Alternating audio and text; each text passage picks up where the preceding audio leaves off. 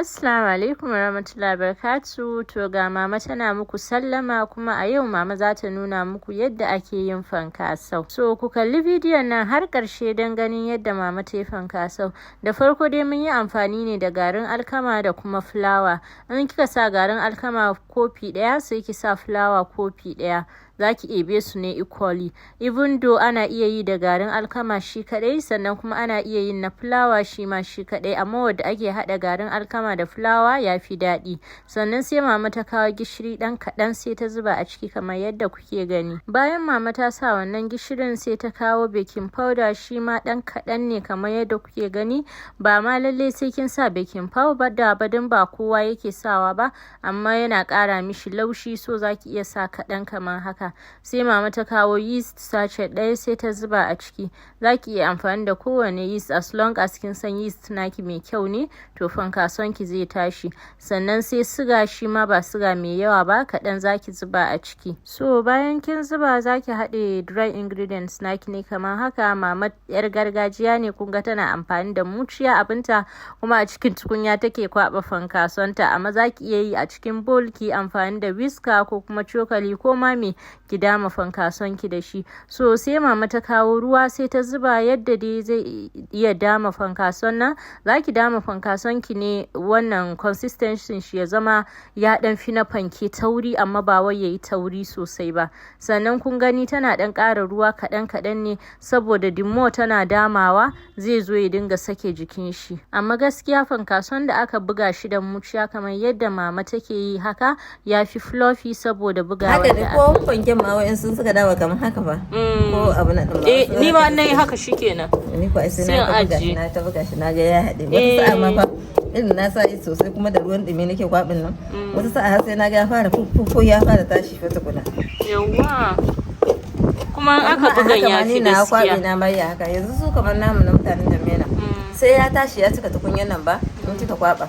Sai su sake buga, su sake mai da shi, su buga sai ya fara soya shi. Sai sun sake buga shi wajen uku. Sai su bar shi kai ya sake tashi. Sai a sake buga shi. Tukuna in ya ta kika sake buga shi na uku sai ki bar shi. To in kin zo soya sai ki ji baya nauyi. Baya wannan kunduci. In aka buga ya tashi a ƙara bugawa sai ya ƙara tashi kafin a soya. Kafin ki soya. In ya tashi na farko ki buga shi. Sai ya koma ba, zai sake koma, in ya sake tashi zai sake koma, in kika sake buga sai ya sake tashi na biyu na uku, sai ki ci gaba da soyanki a na uku ne. Ikon Allah. Wallahi haka suke. So sai ki ga baya nauyi su yanzu, duk abin da suka soya baya ciki saboda ya bugu sosai. To kun dai ji hiranmu ni da mama tana yi tana bayani, so in ta gama yawanci bayanin da ta min shi nake muku a cikin voice over nan. So bayan ta gama bugawa sai ta daura akan rana ta rufe shi ya tashi. Bayan ya tashi sai muka daura mai akan wuta. So ga fankason mu mun dama shi kaɗan, so ya ma tashi ya ɗan fi haka sai ya fara sauka saboda ba mu zo soya shi da wuri ba.